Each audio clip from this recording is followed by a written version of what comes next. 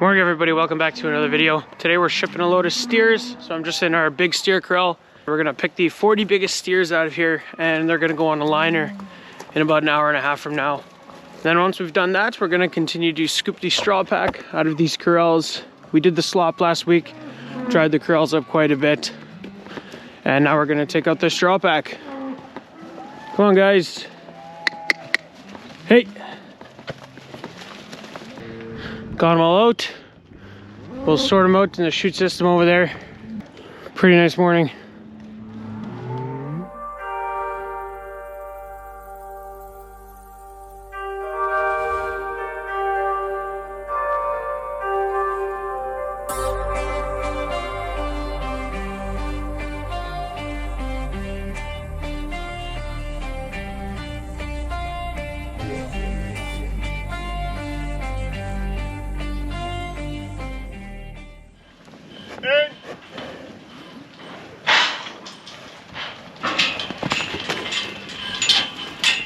I just hopped in the wheel loader. I was gonna start cleaning their corral out, but the truck already showed up, so we're gonna go load that thing first.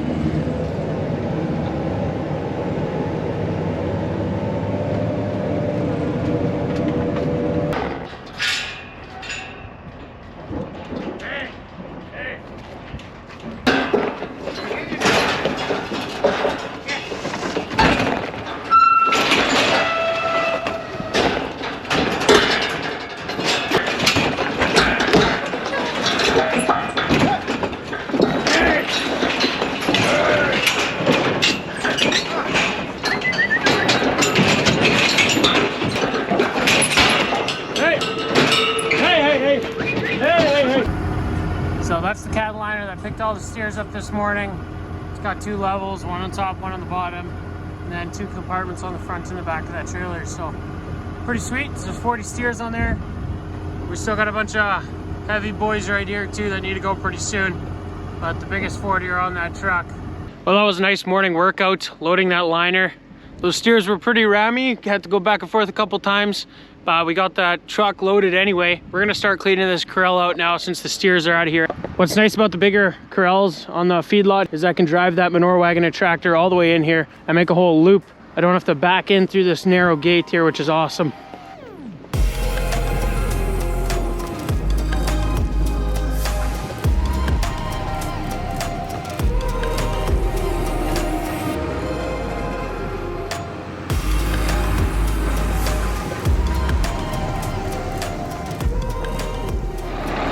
Got her pulled up into the corral. We're still using that Bueller Versatile because the MX285 unfortunately is still in a bunch of parts in the shop. There is quite a bit of progress being made on that thing now though, so the engine's put back together, it just needs to be put back in the tractor. So maybe by the end of this week we'll have that thing going. I still prefer that tractor just because it does drive about 10 kilometers an hour faster and it's a little bit of a smoother riding tractor.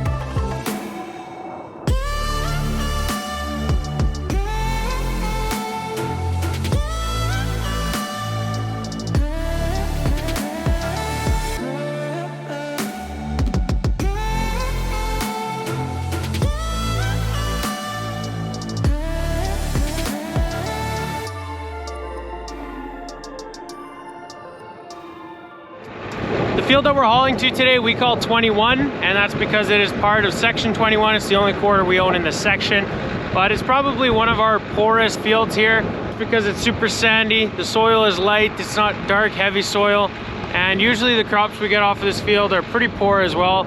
So putting the manure out here is hopefully going to help it. We also put all the liquid manure last summer on this field, and we're just trying to boost the nutrients levels in the soil. It's really light and sandy. You can see if you just kick it up a bit, it just blows away in the wind. This is also the field that last summer we noble bladed to try and get rid of the horsetail weed that we have in this field. That's a nasty weed, and the chemical to kill it is very expensive, so Dad thought that was a better option. But unfortunately what ended up happening, we did kill all the weeds luckily, but it looks like it just made the field really rough. We cultivated it last fall to try and smooth it out again, but that didn't really help too much. It's still pretty rough. It's uncomfortable in this versatile to drive over the field, anything over like 8 miles an hour, so we're going slow. It's taking a long time, but hopefully with this layer of solid manure, we're going to be able to harrow pack this field and really smooth it out like that.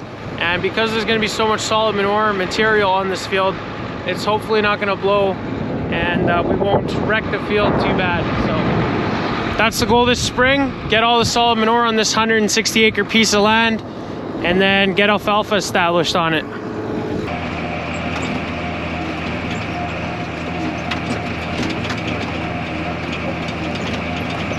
We're gonna pull up to the shop now and grease the manure wagon. This is something we gotta do every couple days. I can get away with doing it every 2 days, kind of, because we're not dumping a load every 20 minutes. It's kind of taking quite a bit longer to do a load, so we're not doing that many a day.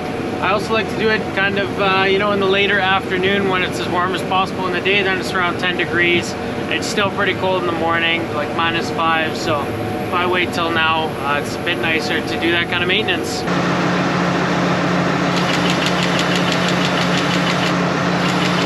This is the funnest part about maintaining this manure wagon. There's a ton of grease zerks underneath here on the axles and on the PTO shaft that goes underneath here.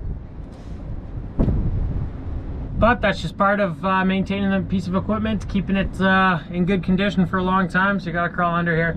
Definitely recommend finding yourself a nice dry spot to crawl underneath.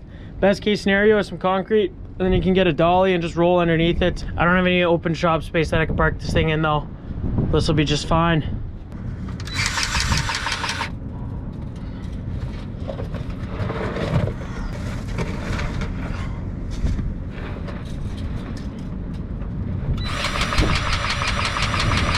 Well, that was the least satisfying part of servicing this manure wagon, crawling underneath. So that's done. Awesome. Now we're just going to check the oil reservoirs for the gearboxes.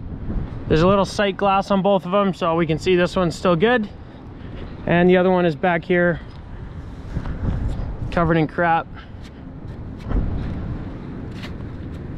and there's still oil in there too, so those two are good. The last thing we're going to do to service it is tighten this chain up again. We put some new sprockets in the front over winter, and they're wearing down pretty good, so you can almost notice it over the course of the day. It starts to sag more, and we're going to run into issues if it sags too low, so we're going to tighten that up. There's just a rod here. We got to move the bolts a little bit, and that's on both sides on the front here. And that's all there is to that.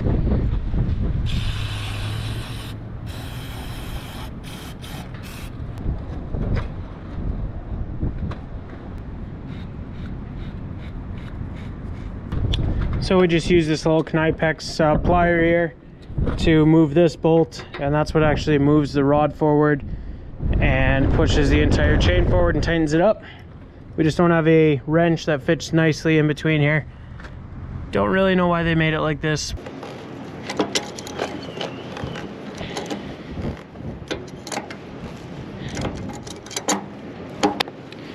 Now we're going to do the exact same thing on the other side of the wagon. We just need to make sure that this space right here is the exact same on both sides, because then it keeps everything square and nothing's going to wear crooked.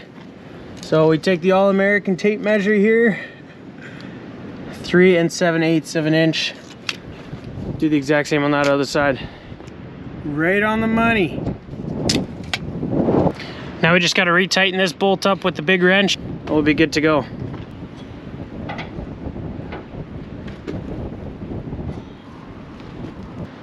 Perfect, good to go for another couple loads. The start of this video was in that corral, and that's where those steers come out of for the truck. But today is the next day, and we've been working away on corral number 4. This is our younger steer pen, and this pen probably has the most straw in it out of any corral.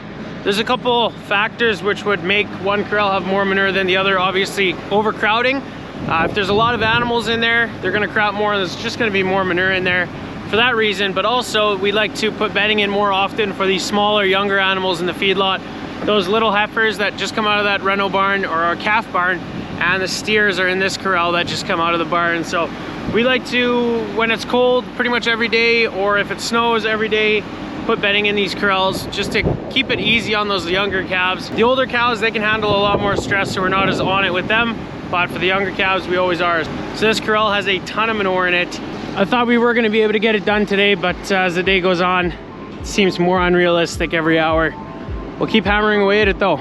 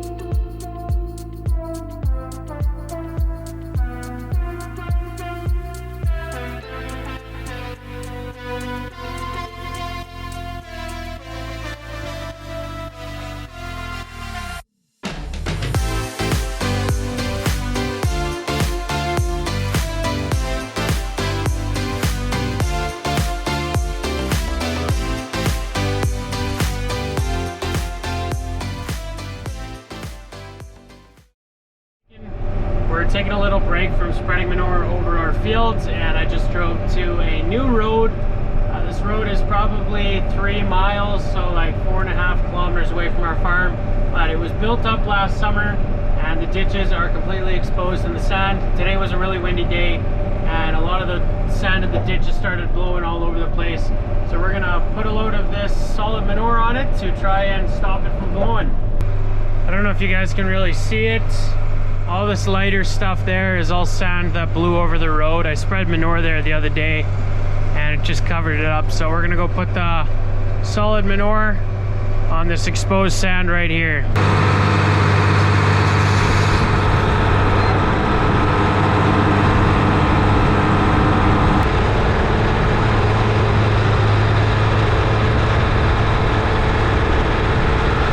Now we got both sides of this ditch covered. It's a pretty thick layer. It's not gonna blow anymore, that's for sure. Figured I'd show you guys this corner in the field.